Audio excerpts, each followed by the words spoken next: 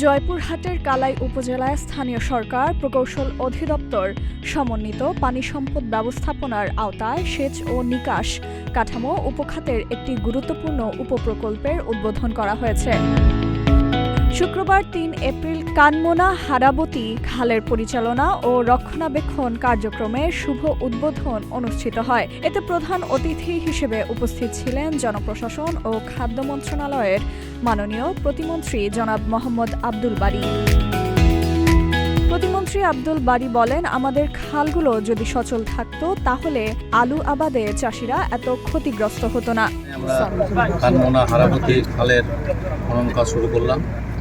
সেখানে আপনারা সকলে জানেন মাননীয় প্রধানমন্ত্রী অনেকগুলো বিষয়কে অগ্রাধিকার হিসেবে নিয়ে এসেছেন, যেগুলো মানুষের মঙ্গলের জন্য, বিশেষত গ্রামীণ অর্থনীতিকে সচল রাখা, সাধারণ মানুষ যারা নিম্ন আয়ের মানুষ তাদেরকে কীভাবে তাদের কাছে অর্থ পৌঁছানো যায়, এই ধারণা থেকেই উনি অনেকগুলো কর্মসূচি নিয়েছেন। ফ্যামিলি কার্ড, কৃষি কার্ড, মসজিদের ইমাম মুয়াজ্জিন সাহেব থেকে শুরু করে ধর্মীয় প্রতিষ্ঠানের পুরোদের তাদের বেতন ভাতা, এরপরে খাল খনন, বৃক্ষরোপণ কর্মসূচি।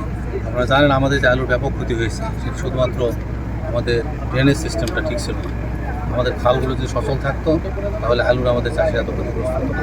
সরকার চেষ্টা করছে এখানে যারা ক্ষতিগ্রস্ত হয়েছে তাদেরকে কীভাবে তাদের রিহ্যাবিলিটেট করা যায় সেই ব্যবস্থা করার জন্য, এবং আমাদের দেশে যে 15-20 লক্ষ টন অতিরিক্ত আলু আবাদ হয় সেটি কীভাবে ব্যবহার করে দেশে বিদেশে বা কীভাবে ব্যবহার করে এটিকে আমরা আলুর দাম ঠিক রাখতে পারি এবং কৃষকের যাতে কৃষক ভাইদের যাতে কোনো ক্ষতির সম্মুখীন না হয় সেই ব্যবস্থা করা।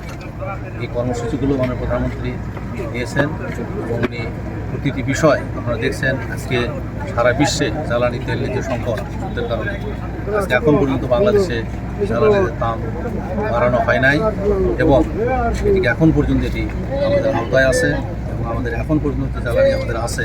এই জ্বালানিকে আমরা আরও বেশ কিছুদিন আমরা চলতে পারবো এবং পাইপলাইনে যা আছে আমরা ইনশাল্লাহ সংকটের মুক্ত হব না।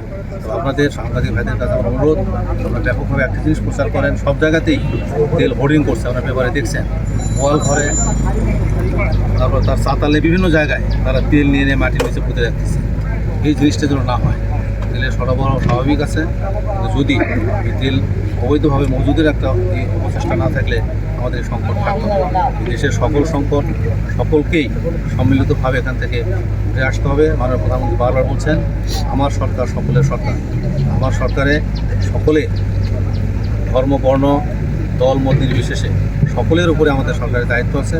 সকলের কল্যাণে আমরা কাজ করছি।